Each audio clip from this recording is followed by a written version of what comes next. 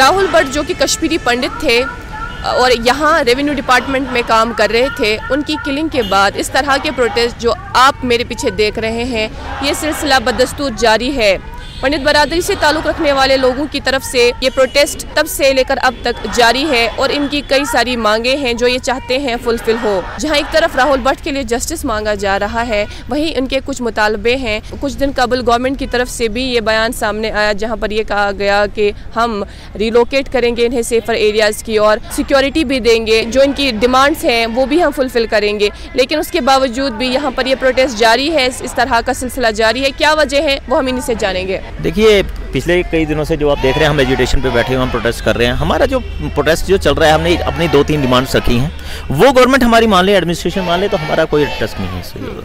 हम उनको बोल रहे हैं, एक तो हमारे को जितने भी कश्मीरी माइग्रेंट यहाँ पे जो पीएम पैकेज के तहत यहाँ पे नौकरी कर रहे हैं, उनको आप रिलोकेट कर दीजिए टू सेफर प्लेस, क्योंकि पिछले 10 साल से हम यहाँ पे भी रह रहे हैं, लेकिन अब हमारे को यहाँ पे सिक्योरिटी पॉइंट ऑफ व्यू से हम लगता है कि वो सिक्योरिटी नहीं है। हम we are not feeling secure. जैसे आपने देखा पहले एक एजुकेशन डिपार्टमेंट 2 टीचरों को बुला के पर्टिकुलरली कैटेगराइज करके मार दिया गया। We are not feeling secure है। क्या एक एडमिनिस्ट्रेशन जो है वो सिक्योरिटी हर एक को दे सकती है? वो नहीं दे सकती है। वो आप भी जानते होंगे, कल भी उन्होंने बोल दिया कि it is quite impossible for us to provide security to each and every individual, क्योंकि इतनी फोर्सेस हमारे हिंदुस्तान में नहीं है कि एक एक के पीछे लगा देंगे वो। तो फिर सेफर साइड कौन सा है? आपने कल देखा, कल बारामूला में क्या हो गया, एक बुर्का लगा के आया कोई, उसने वहाँ ग्रेनेड फेंका और कोई भाग गया। अब वो किसको पकड़े? पहला हमारे को रिलोकेट कर दिया जाए टू सेफर प्लेस, नहीं तो हमारा मास रिकग्निशन ले लिया जाए। अगर वो भी नहीं लेते हैं तो फिर चल ही रहा है काम। हम जैसे स्कूल्स में जॉब करते हैं, हम बाकी ऑफिस में जॉब करते हैं, आप मुझे बताइए एक सिंगल इंडिविजुअल को दे सकते हैं वो सिक्योरिटी? मैं आपसे ही पूछ लेती हूँ। इट्स नॉट पॉसिबल ना, इट्स नॉट पॉसिबल।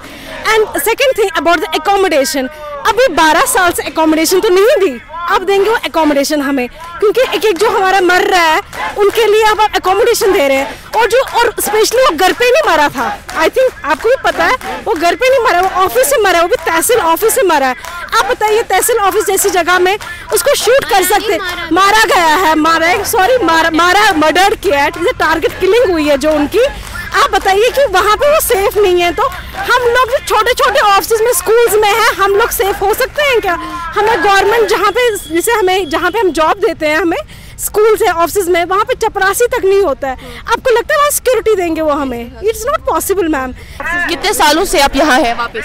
12 साल लीजिए। अब 2010 से हम यहाँ पे, हमारा जो रिलीफ एंड हैबिटेट्स की तरफ से पैकेज आया था, तब से हम यहाँ पे सर्विस दे रहे हैं। तब से कभी इनसिक्योरिटी लगी? मैम इनसिक्योरिटी तो फर्स्ट डे से थी, फर्स्ट डे से, बट स्टिल वही है ना कि मैम हम चाहते थे कि नहीं, कश्मीर हमारा धीरे धीरे हालात ठीक हो रहे हैं, हम भी हमारी जगह जहाँ पे हमने जन्म लिया है, कौन चाहेगा छोड़ना? 90s में हमने छोड़ा, जो कि हम लोगों की अपना घर था। इस टाइम पे हम रेंटेड पे रह रहे हैं। आपसे ये जानना चाहेंगे, आपने कहा कि सिक्योरिटी तो हर एक शख्स के लिए पॉसिबल नहीं है, क्या करना चाहिए आपके हिसाब से? हम बोल रहे हैं कि सेंटर का पैकेज है, जैसे आपको पता है सेंटर की तरफ से सब कुछ फंड्स आते हैं, सेंटर का पैकेज है, तो आप सेंटर में एडजस्ट नहीं कर सकते हैं वो, क्योंकि मैं नहीं बोलूँगी एक ही पे प्रेशर डाल, जब तक यहाँ पे नॉर्मल सी हो जाए। जब से राहुल भट्ट की किलिंग हुई तब से इस तरह का प्रोटेस्ट जारी है।